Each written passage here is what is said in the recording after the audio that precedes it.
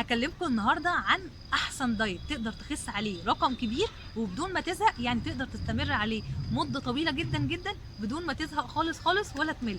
لو عايزين تعرفوا ايه هو كملوا الفيديو للاخر عشان الفيديو ده فيه كلام مهم جدا جدا. وما تنساش تعمل سبسكرايب للشانل وشير لاصحابك.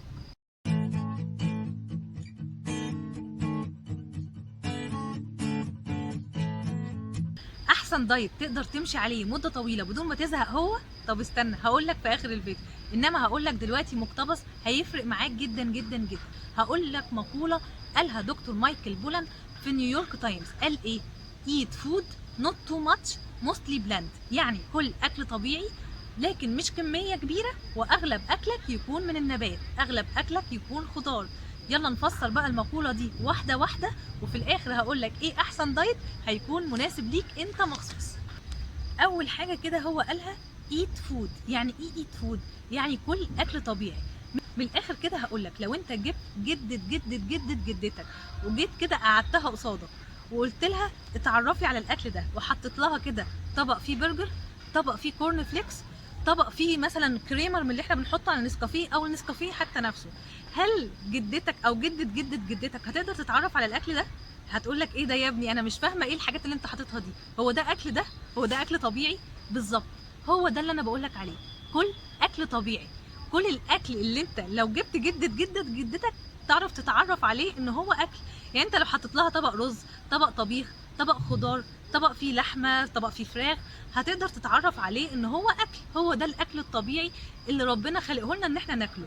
لكن الحاجات التانية بقى اللي هي الفاست فود والبروسيسد فود، اللي هو الاكل المصنع من الشركات واللي بيتعمل له بروباجندا اعلانات كل يوم، ده مش اكل طبيعي. لو انت تجنبت الاكل اللي مش طبيعي صدقني هتخس، وبسهوله جدا جدا جدا هتقدر تتخلص من عاداتك السيئه اللي ادت انك انت تبقى عندك سمنه.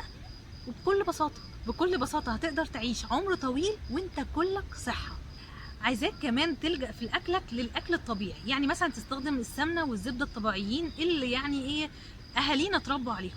بلاش تستخدم المارجرين اللي هي الزبده النباتي. بلاش تستخدم او تاكل اي اكل مكتوب عليه في مكوناته انه يحتوي على زيت نخيل او زيوت نباتيه.